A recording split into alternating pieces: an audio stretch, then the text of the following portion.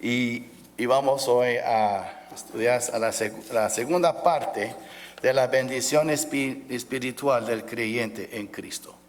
Y vamos a leer versículos del capítulo 1 de Efesios, versículos del 7 al 12. En quien tenemos redención por su sangre, el perdón de pecados según las riquezas de su gracia, que hizo sobreabundar para con nosotros en toda sabiduría e inteligencia, dándonos a conocer el misterio de su voluntad según su beneplácito, el cual se había propuesto en sí mismo, de reunir todas las cosas en Cristo, en la dispensación del cumplimiento de los tiempos, así las que están en los cielos como las que están en la tierra.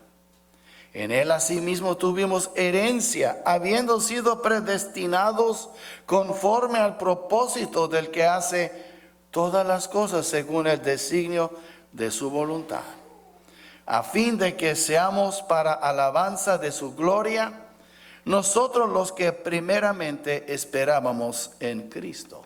Amén. Pueden tomar sus lugares. Y vemos aquí, hermanos, la bendición espiritual del creyente en Cristo. La segunda parte. ¿Por qué la segunda? Pues en la primera hemos visto muchas cosas también. Hemos visto que el creyente fue adoptado en una familia riquísima y fue bendecido con toda bendición espiritual en los lugares celestiales. Fue adoptado. Y se fue adoptado porque fue un padre que lo adoptó. Y la primera parte, el énfasis estaba en el Padre. El Padre. Y por eso usted ve aquí en versículo 6, para alabanza de la gloria de su gracia, hablando de la gracia del Padre, con la cual nos hizo aceptos en el amado. Y después sigue la segunda parte del amado. ¿Quién es el amado? Es Cristo. Entonces, y vemos aquí entonces que todo esto fue hecho en Cristo, el amado. Y hablamos de eso, que se encuentra mucho en Cristo, en Jesucristo, en el amado. Y vemos entonces también que en este mensaje hoy aprenderemos de dos grandes riquezas, dos grandes cosas que todo hijo adoptado de Dios ha recibido en Cristo. ¿Y qué es? La redención y la herencia. Una redención y una herencia. Lo vemos aquí ahora, hermanos. Entonces, empezando en versículo 7, aunque de veras, para que entiendan, sería la mitad del versículo 6, donde dice, con la cual nos hizo aceptos en el amado. Y eso nos ahora está haciendo ver la segunda parte. Tiene que ver ahora más con el Hijo que con el Padre. Y vemos entonces aquí, versículo primero, vemos aquí en versículo 7 al 10, el creyente recibió su redención en Cristo. Él recibió su redención en Cristo. O, otra manera, fue redimido en Cristo. Ahora, y eso es muy importante, esa palabra redimir es como tiene que ver con comprar. Él nos compró. Y sabemos muy bien con qué. En la primera parte del versículo 7 dice, en quien tenemos redención por su sangre. Fuimos redimidos. Antes de poder haber sido adoptados, primero teníamos que haber sido redimidos. El Padre nos adoptó, pero primero Él nos compró. Si éramos esclavos. Y pónganse a pensar como era aquel entonces. Había plataforma allí y ahí metían a los esclavos. Eran familias, a veces separaban, compraban un niño pero no querían la madre. O querían la mujer pero no el esposo. Y así era muy triste, se dividían las familias. Y lo que pasa es que a veces uno compraba un niño y se veía ese niño chiquito. Y era un niño chiquito, 2, 3 años, o tal vez un bebito como ese que acabamos de dedicar. Y el hombre compraba ese esclavo, ese niño. Pero con el tiempo él se enamoró, amó a este niño, él amó a este niño y lo quiso como un padre, más cuando el niño le decía, papá, papá, y ya tocaba el corazón. Eso pasaba. Entonces, lo que hacía el que compró ese esclavo, lo iba con notario público romano y buscaba los papeles y después lo adoptaba. Ya no quiero que este sea mi esclavo, él es mi hijo. Y eso es lo que pasó con nosotros. El Padre nos adoptó después de habernos comprado, pero Cristo fue el que pagó el precio. Entonces ahora estamos hablando aquí de la redención que tenemos, que el creyente tiene en Cristo. Fue redimido, cambió de amo. Antes Satanás era nuestro amo, ahora tenemos otro amo. Vemos aquí entonces qué significa tener una redención, o más bien qué significa ser parte de los redimidos.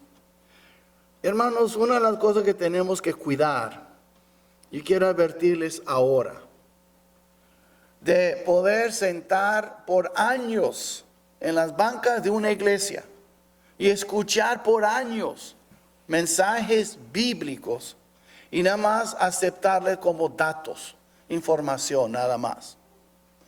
¿Sabe? Por ejemplo, eso pasa mucho. A veces uno está en el internet y llega una cosa y dice, por ejemplo, la información, ¿qué pasó con estos 25 artistas? Y después dice, ese artista y este nació y murió, y pura información de artistas. O, ¿cuáles son las 20 ciudades más cómodas para vivir en Estados Unidos? Hay una lista. Y uno va pasando puros comerciales y cosas. Y por fin a veces uno se cansa y ya no quiere ver. Pero es pura información. O dicen, por ejemplo, también, ¿cuáles son los lugares las ciudades o países más calientes en el mundo? O regiones. Y uno comienza una por una. Son pura información. A mí, ¿qué me importa si Death Valley en California tiene 125 grados? O el lugar más frío tal vez está en Siberia, en Rusia, con menos 100 grados. A mí esa información, nada más, datos que no me afecta a mi vida. Nada más información. Y lo triste es que muchas veces nosotros leemos la Biblia y aceptamos información, pero nuestro cerebro lo está registrando, pero no ha bajado al corazón. Pura información. Oh, sí, yo sé que Cristo murió en la cruz. Oh, sí, yo sé que resucitó. Oh, sí, yo soy bautista. Oh, sí, yo soy metodista y el otro. Y comienza. Pero no impacta la vida. No hay cambio en la vida. Y yo temo que eso está pasando muchas veces, por millones de veces, en nuestras iglesias, tanto que hay muchos creyentes y muy pocos discípulos. Ser creyente es una cosa, ser discípulo es otra. Entonces vemos aquí que Cristo nos redimió. ¿Qué significa esto? Y no acepta estas enseñanzas nada más como información y datos para computar en la mente, para registrarla. Debe de ser información impactante que cambia nuestras vidas. Necesitamos a veces una conversión de 18 pulgadas. Muchas veces muchos saben de Cristo en la cabeza, pero todavía no lo han aceptado en su corazón. Hay que bajar como unas 18 pulgadas. Y muchas veces nosotros confundimos saber cosas con experimentarlas. Muchos saben de Jesús, pero no la han experimentado. Y muchos pueden explicar la redención sin haber sido redimidos, porque es una doctrina nada más para algunos. Vemos aquí entonces qué significa ser o pertenecer o tener una redención. Porque aquí dice en capítulo 1, en versículo 7, en quien tenemos redención por su sangre. redención le costó a alguien su vida. Esta redención del creyente vino por la sangre del amado. En versículo 6, Cristo es llamado el amado. Y usted ve aquí entonces, el amado, en quien tenemos redención por su sangre. Dios afligió, Dios Padre hizo sufrir su Hijo por nosotros. Nuestros pecados cayeron sobre Él, sobre Cristo. Él fue herido por Dios, por salvarnos. Entonces vemos aquí, si algo que yo tengo le costó a alguien tanto, si alguien me regala algo que le costó mucho dinero y mucho sufrimiento, ya la cosa tiene más valor para mí. Si una persona que es es pobre y batalla mucho para aún proveer comida para su familia, y después me regala tal vez un reloj de oro que le costó tal vez $1,000 para comprármelo. Para mí este reloj vale más que los $1,000 de oro. Yo veo el sacrificio detrás de todo eso.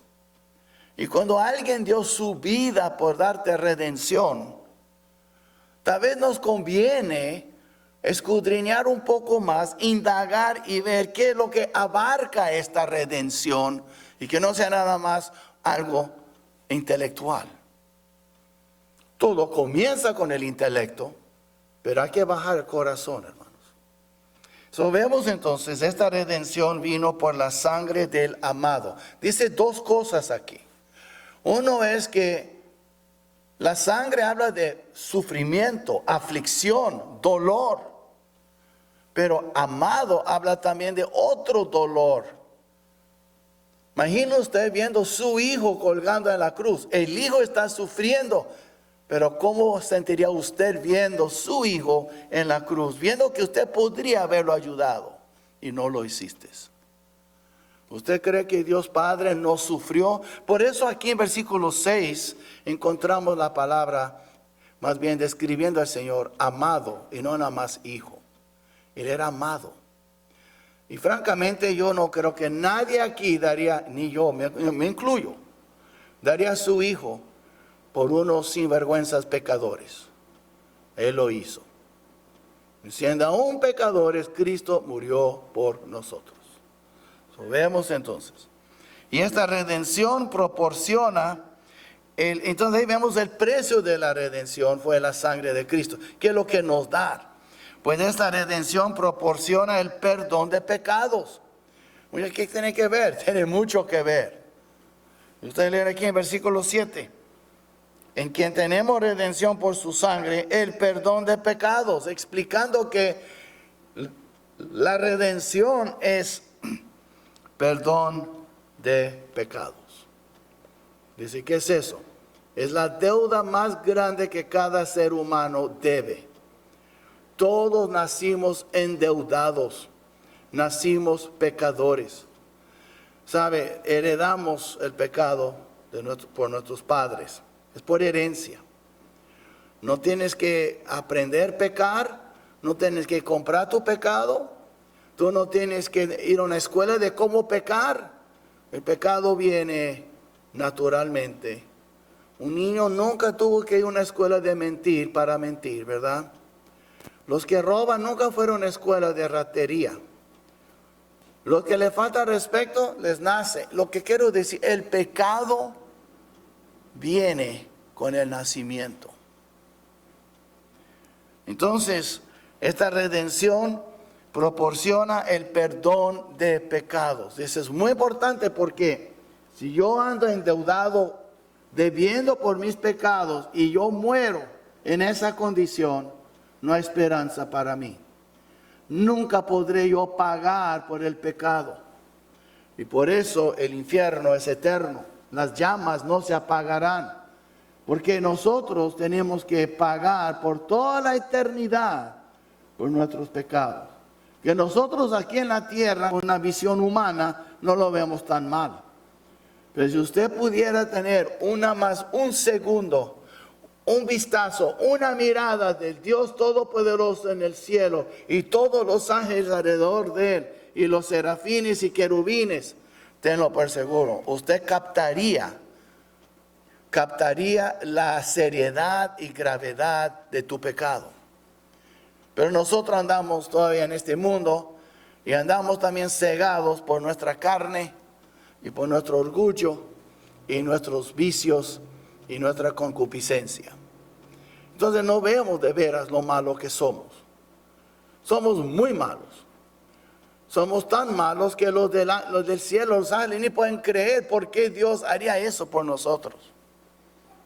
Somos tan malos que cuando Job pudo ver a Dios, él mismo se odió. Dijo, ay, me aborrezco. Job nunca se aborreció hasta que él pudo ver quién era Dios.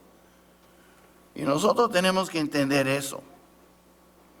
Y vemos entonces que esta redención proporciona el perdón de pecados.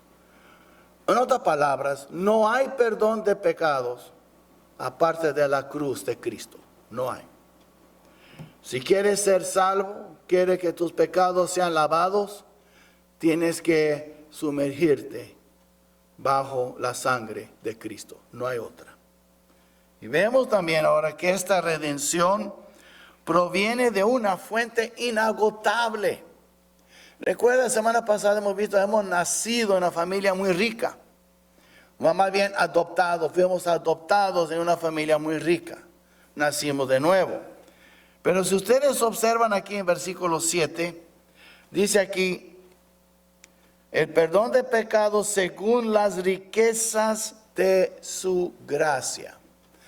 Esa es una frase muy importante porque ahí dice que la gracia de Dios es más grande que nuestros pecados.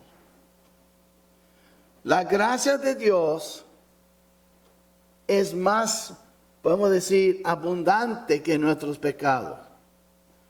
Es la gracia de Dios que nos salvó.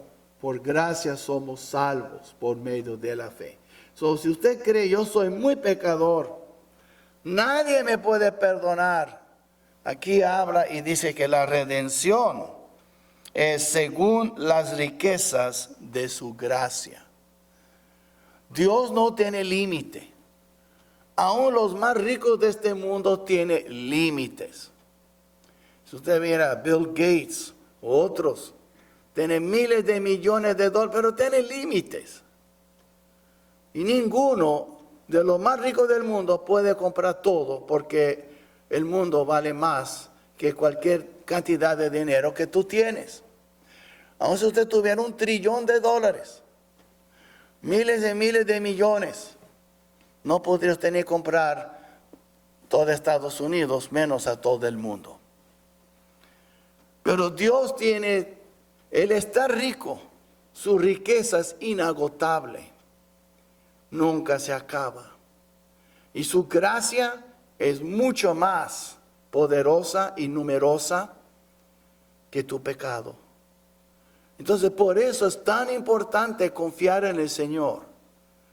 Y por eso Él habla de su gracia. Por eso usted mira el versículo 6. Para alabanza de la gloria de su gracia.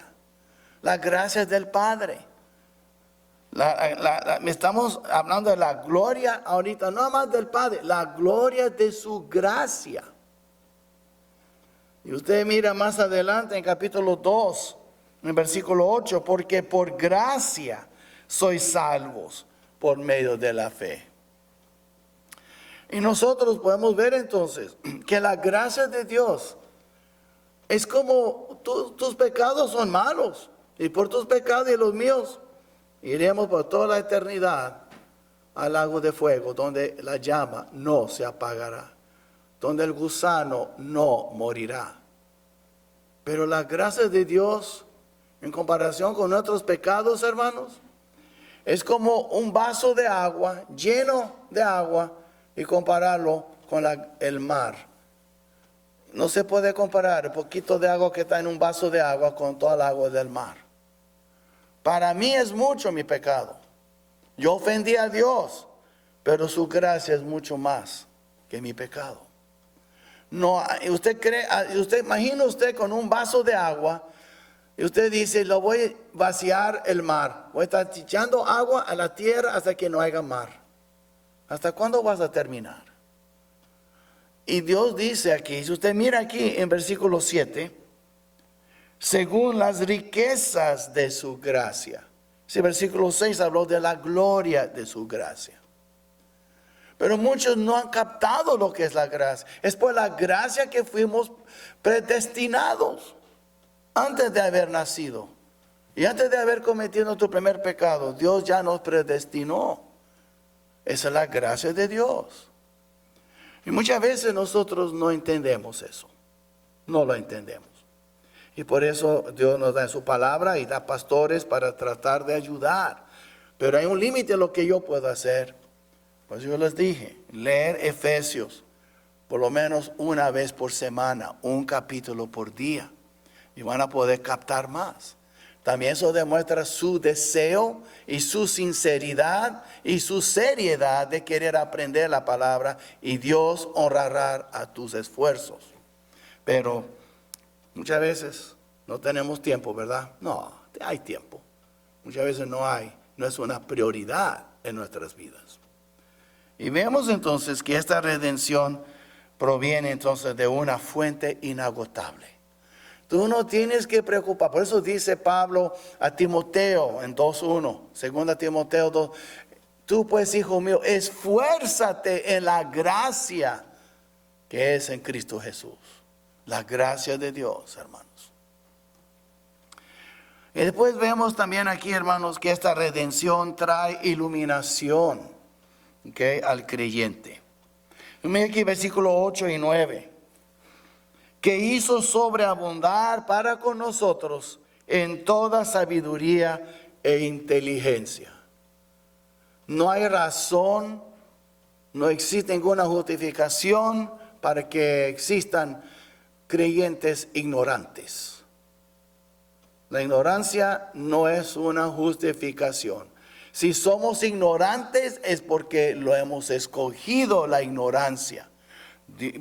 Aquí vemos que en esta redención, dice aquí que según la riqueza de su gracia que hizo la gracia sobreabundar para con nosotros. Entonces Dios dice, yo tengo tanta gracia, usted no se mortifique, sigue esforzándote en ella, sigue creciendo en esa gracia. Pablo dijo para esforzarte, Pedro dijo para crecer en la gracia. Hay tanta gracia. Tú no tienes que preocupar que Dios se le va a acabar la gracia. ¿Sabes? Los bancos pueden acabar el dinero.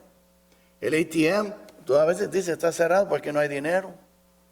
A todos nosotros nos puede acabar el dinero. Nos puede acabar las fuerzas. ¿Y sabe qué? Muchos tienen miedo que se va a acabar el aire con el calentamiento global y quién sabe qué. ¿Sabe qué, hermanos? La gracia de Dios es inagotable. Y debemos de esforzarnos en esa gracia. Y Él mismo hizo que esa gracia sobreabundara para con nosotros. Pero mira cómo nos bendijo. Dice aquí, en toda sabiduría e inteligencia. Saben, el creyente, hermanos, Dios nos puede bendecir. Él nos quiere dar sabiduría e inteligencia. ¿Qué es la diferencia? La inteligencia es información. Sabiduría es cómo actuarnos en luz de esta información. Y Dios nos quiere bendecir. Él siempre nos quiere enseñar. Yo siempre he dicho, si tú no sabes, no conoces las cosas de la Biblia, es por tu culpa. Es tu culpa, no es culpa de nadie más. Y la Biblia es muy clara. Hasta el Señor dice en Jeremías, clama a mí y yo te responderé y que te enseñaré cosas grandes y ocultas que tú no conoces. ¿Por qué hay tantos cristianos ignorantes hoy en día? ¿Por qué hay tantos cristianos en vez de estar ya en el colegio, todavía andan en kinder o primer grado en su vida espiritual? Y tú puedes ser una persona muy intelectual, muy estudiada, con puros doctorados, maestrías, y ser un ignorante bíblicamente. Ser un ignorante. Y tú puedes conocer la Biblia y ser un ignorante. Los fariseos conocieron la Biblia y fueron ignorantes. Por eso Él nos bendice con su gracia. Porque si usted nada más confía en su intelecto y en su capacidad, vas a aprender cosas en la cabeza, pero nunca va a bajar el corazón y no va a cambiar tu vida. Por eso hay muchos que faltan a la asistencia, no sirven al Señor, no instruyen bien a sus hijos. Hermanos, vamos a ser francos. Algo que se me vino a la mente ahorita.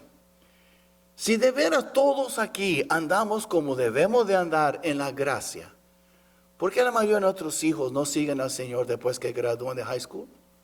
¿Por qué es que van al mundo y no vuelven a la iglesia? Si nosotros somos tan inteligentes y sabios como dice aquí la Biblia, ¿por qué estamos fallando como padres?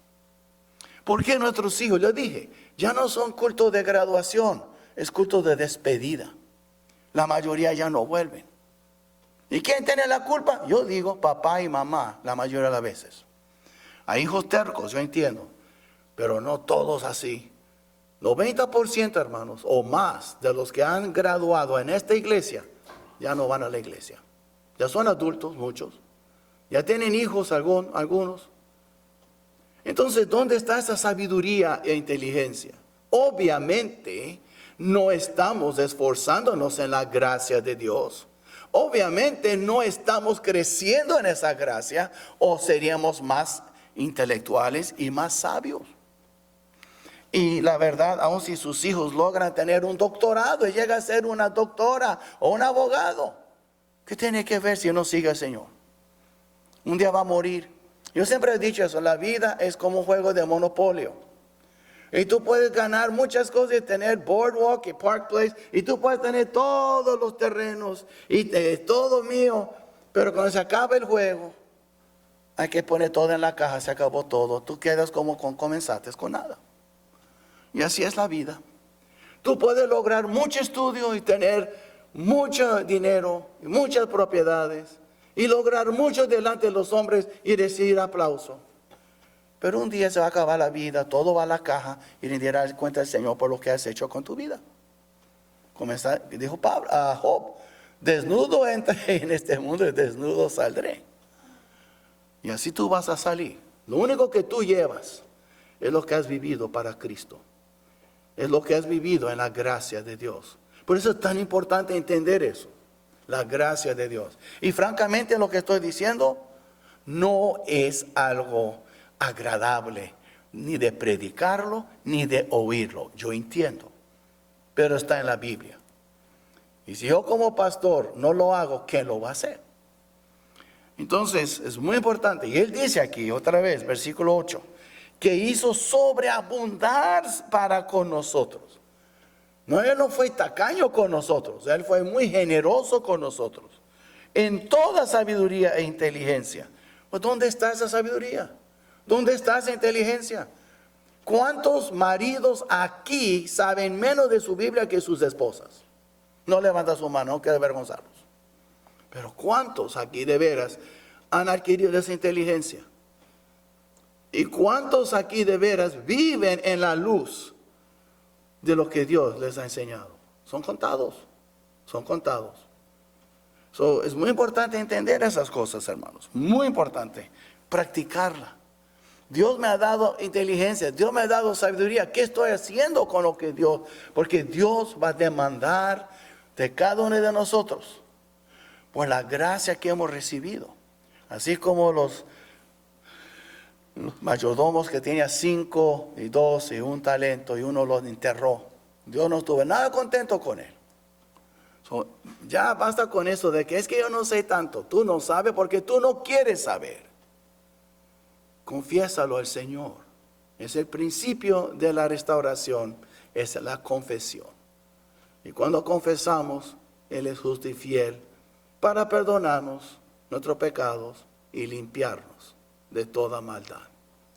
Y vemos entonces aquí que también esta redención produjo también conocimiento de la voluntad de Dios con respecto a la salvación. Y usted mira aquí el versículo 9. Dándonos a conocer el misterio de su voluntad. Esa palabra misterio quiere decir una verdad que ha estado oculta por muchos años y Dios ahora, en estos días, Él ha revelado esta verdad, manifestado esa verdad. Dándonos a conocer el misterio de su voluntad, según su beneplácito, el cual se había propuesto en sí mismo. ¿Por qué nos salvó el Señor? Porque le dio buen placer en hacerlo. ¿Qué quiere decir buen plácito? ¿Qué quiere usted beneplácito? Es un buen placer. ¿No has puesto a pensar? Dios quiso salvarnos porque le dio un placer en hacerlo. Nada más, no porque yo era bueno o tú eres bueno, simplemente porque le dio Dios un buen placer en hacerlo. En otras palabras, fue un placer a nuestro Padre y a nuestro Señor Jesucristo en salvarnos. A veces no pensamos en eso. ¿Pero qué es que beneplácito? Es buen placer. Y vemos entonces aquí, el cual se había propuesto en sí mismo. Ahora, Dios nos da luz en todo eso. Por ejemplo, ¿cómo es que sabemos que somos salvos? Y vamos a hablar de la semana próxima, del Espíritu Santo, ¿verdad? Pero antes del Espíritu Santo, Dios ya propuso en sí mismo a salvarnos y nos predestinó. Y llegó el día en que lo recibimos. Todo porque le dio un buen placer en hacerlo. Y la verdad, hermanos, usted mira conmigo Romanos capítulo 9. Mira rápidamente, Romanos capítulo 9. Y mira lo que dice aquí de la palabra de Dios. ¿Ok? Y en capítulo 9, y él habla del propósito. Habla de dos personas que eran gemelas, Esaú y Jacob. ¿Ok? Y ustedes miren aquí entonces, y capítulo 9, versículo 11. Pues no habían aún nacido, ni habían hecho aún ni bien ni mal, para que, ahora mire, el propósito de Dios conforme a la elección permaneciese. No por las obras, sino por el que llama. El Padre llama, el Padre escoge, y el Padre lo hace según un propósito.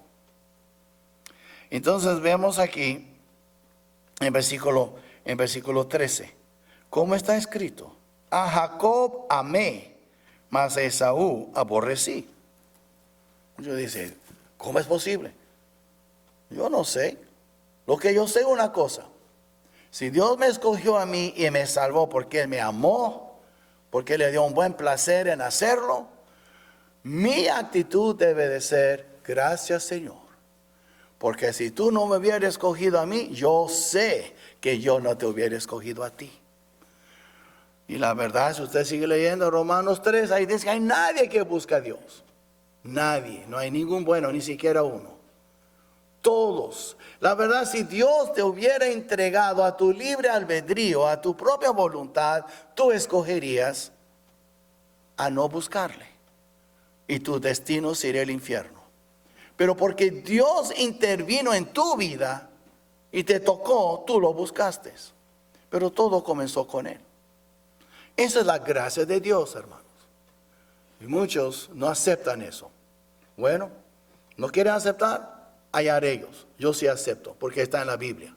Es más difícil borrar eso y ignorarlo, porque está tan obvio en la Biblia. Está en Romanos, está en Efesios, está en Pedro, está en Juan. Toda la Biblia habla de eso, en Deuteronomio. Hasta Dios dice a su pueblo, hey, ¿cree que les escogí porque son tan grandes? Yo los escogí, dice Israel. Al Señor dice, yo los escogí porque son los más pequeños de todos los pueblos. De toda la nación, usted era la más pequeña, por eso la escogí. Y después en el Nuevo Testamento, ¿qué dice la Biblia en 1 Corintios? Que Él escogió lo más vil del mundo. Si cuando tú enfocas en la gracia de Dios, no hay lugar para jactancia y arrogancia y orgullo. Oh, mírame a mí. tú miras al Señor con gratitud, porque en ti no hay nada bueno.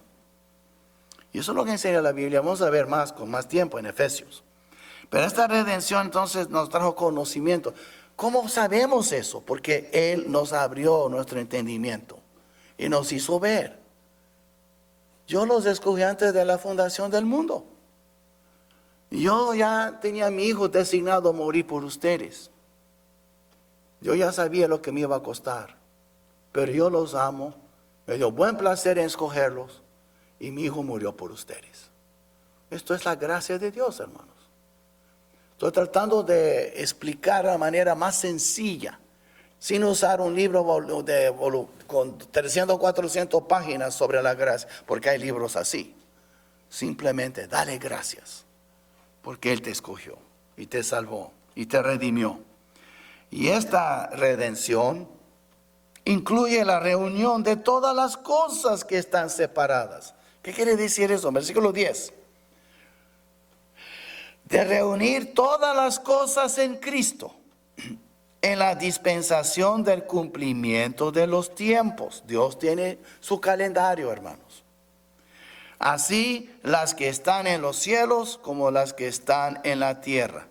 ¿Qué quiere reunir todas las cosas? ¿Qué quiere decir eso? Hermanos, cuando Adán pecó, hubo una separación entre el hombre y su Dios.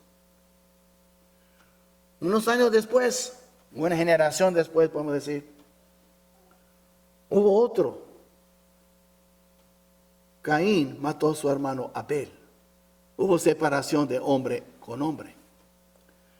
Mira las guerras, mira los divorcios, mira los homicidios. Hombre contra hombre. Seres humanos no se llevan. Y por eso estamos estudiando en la noche del milenio, que habrá paz por 1000 años. Dios va a imponer su paz, va a haber un milenio hermoso, nueva tierra, nuevos cielos. Pero hasta aquel día hay separación. ¿Qué pasó con los ángeles que siguieron al Señor y los que siguieron al diablo? Hubo separación. Usted mira por todas partes. ¿Usted cree que un corderito y un león se van a llevar bien? No. El cordero va a terminar en el estómago del león. Hay que separarlos. Cuando vamos a un zoológico, ¿qué es lo que hay? Separación. Hay jaulas, a veces no, es distancia o vidrio.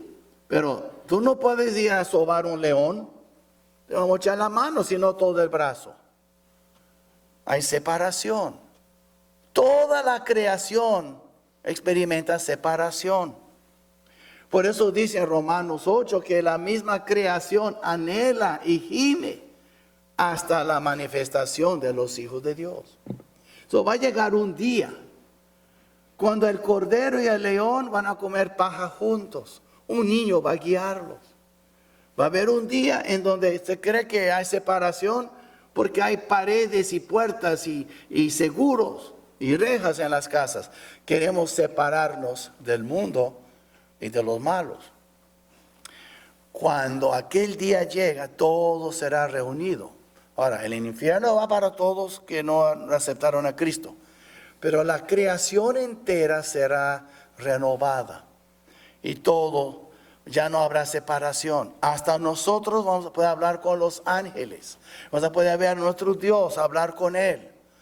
Ya no va a haber separación. Por eso es muy importante entender por qué hay divorcios, es separación.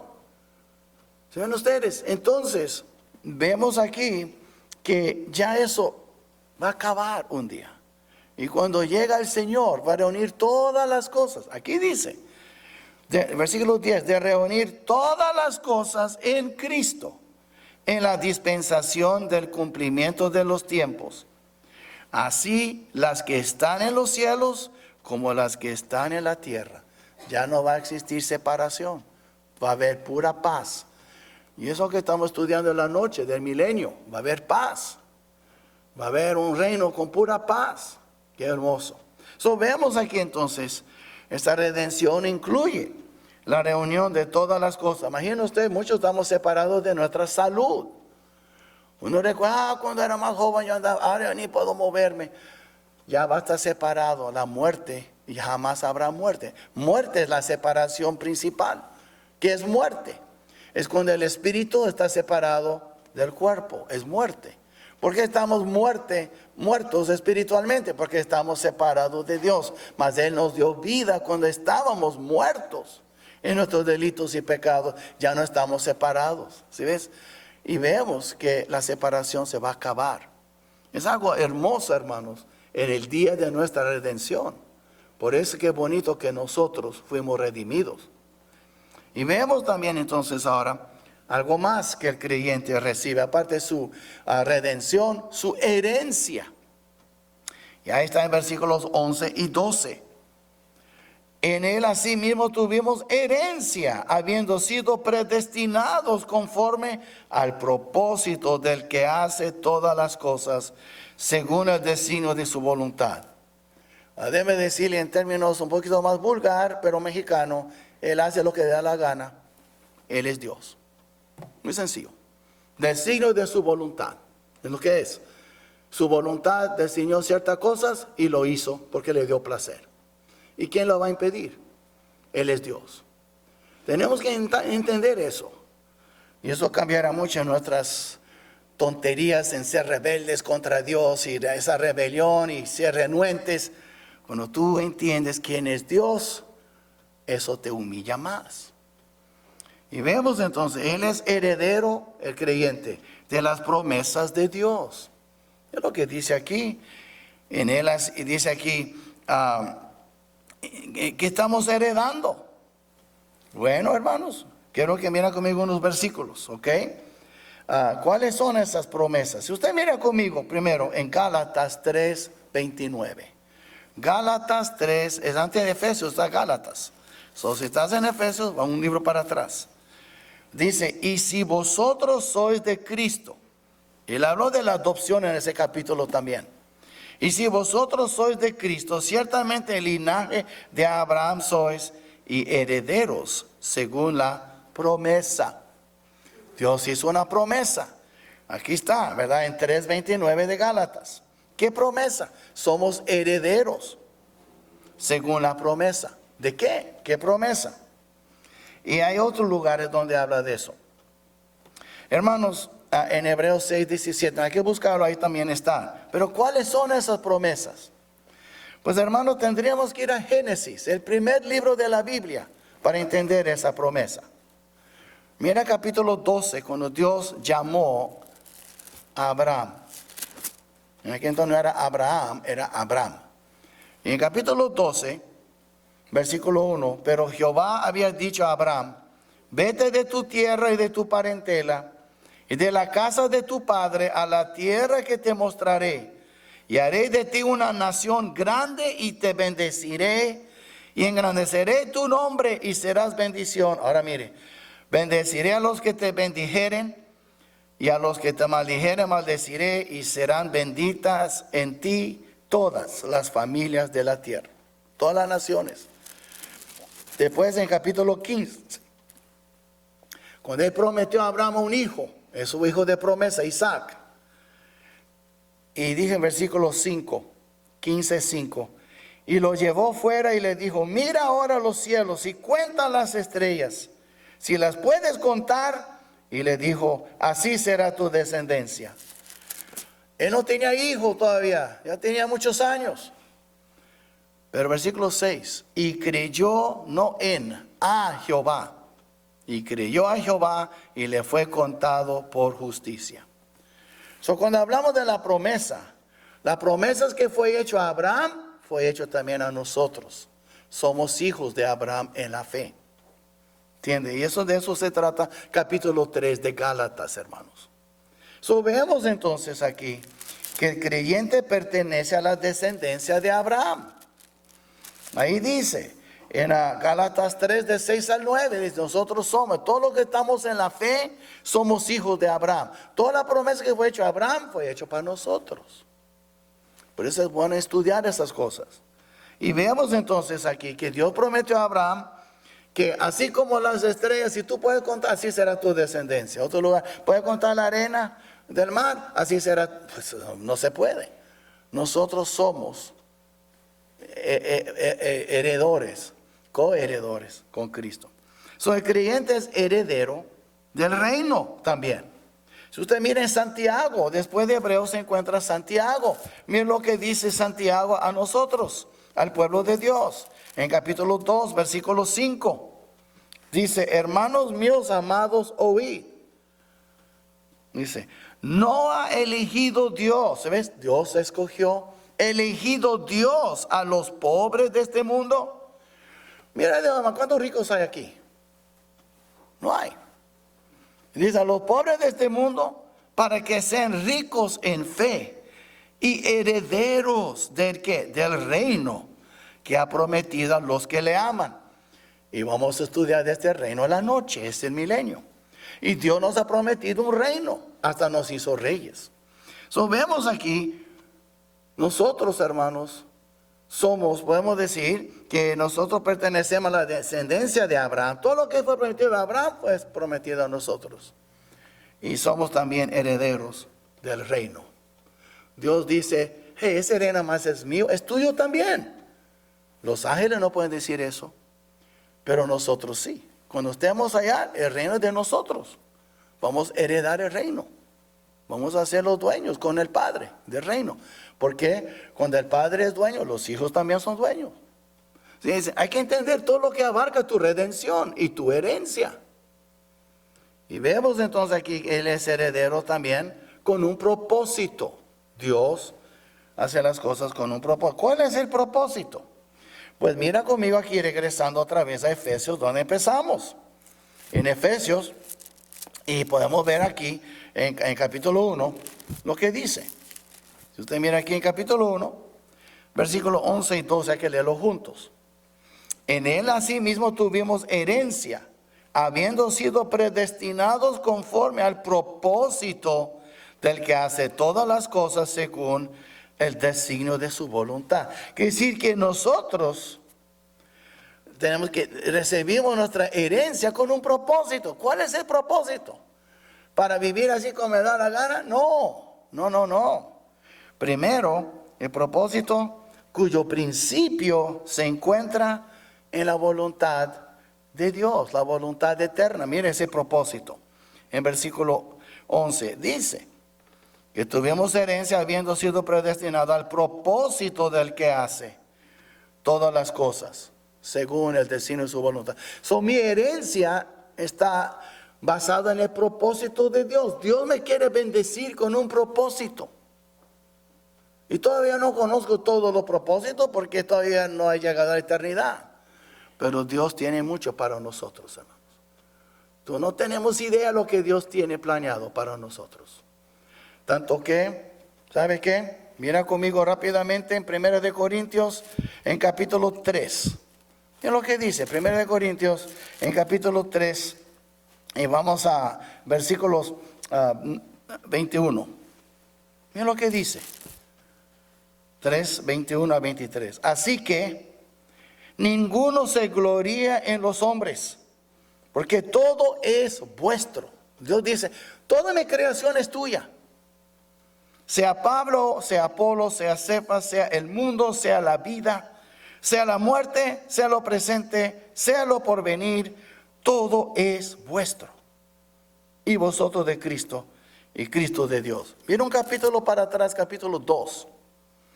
Mira capítulo 2 y mira el versículo 9. Antes bien, como está escrito, cosas que ojo no vio, ni oído oyó, ni han subido en corazón de hombre, son las que Dios ha preparado para los que le aman. Ya nos preparó todo. ¿No ven ustedes la herencia que nos espera? No tenemos idea. Pero es con un propósito. Su fin, su principio está en la voluntad de Dios. Pero usted mira, terminando ahora en capítulo 1, versículo 12 de Efesios. El fin de nuestra herencia también. El principio está en el propósito de Dios. Pero mira su fin. A fin de que seamos para alabanza de su gloria. Nosotros los que primeramente esperábamos en Cristo. Y este es el fin hermano, de nuestra herencia es para que Dios sea alabado, la alabanza de la gloria del amado de Cristo. Cristo será glorificado. Usted lee el Apocalipsis, ve la coronación y cómo el rey es bendecido en Apocalipsis. Ahí vamos a estar. Eso es muy bonito. ¿Y qué es la conclusión de todo eso? El tiempo se nos acabó. Primero, hermanos, todo creyente es libre del pecado. El perdón de pecados abarca la liberación del pecado. Ustedes cuando tengan oportunidad leer capítulo 6 de Romanos, ahí habla que no tienes que dejar que el pecado enseñoree en tu vida. En otras palabras, es muy importante, cuando pecamos es porque queremos pecar. ¿Ok? Y no tenemos que obedecer las órdenes del pecado. Si usted mira rápidamente Romanos 6, aquí sí, de 12 a 14, mira lo que dice. En capítulo 6 de Romanos, versículos 12 al 14. Dice así: no reine pues el pecado en vuestro cuerpo mortal, de modo que lo obedezcáis en sus concupiscencias. Es decir, no haga caso al pecado, ni tampoco presentéis vuestros miembros al pecado como instrumento de iniquidad, sino presentad vosotros mismos a Dios como vivos de entre los muertos, y vuestros miembros de Dios como instrumentos de justicia. Ahora mire, porque el pecado no se enseñoreará de vosotros, pues no estás bajo la ley, sino bajo la gracia. Dios nos ha dado las fuerzas. En otras palabras, si tú pecas, es porque tú quieres pecar. Si yo peco, es porque quiero pecar. No ande echando culpa a nadie más. Somos responsables por nuestros pecados. No tenemos que pecar si somos salvos. Esa es parte de nuestra herencia y nuestra redención. Fuimos redimidos del pecado. Y con la redención viene la iluminación. Tenemos luz, hermanos. Tenemos inteligencia y sabiduría. Dios nos ha bendecido por medio de su gracia. Y es una fuente inagotable. Tú puedes ser sabio. Tal vez tú no puedes recibir tanta información, no tener estudios de un doctor, pero la sabiduría no tiene límite. Tú puedes ser una persona con pocas letras y con mucha sabiduría. Dios te quiere bendecir con eso. ¿Y qué es el principio de la sabiduría? Temor de Jehová. Entonces, ¿por qué no hay tantos sabios? Tal vez no tememos tanto como pensamos al Señor. Y veamos que todo creyente es hijo de Abraham.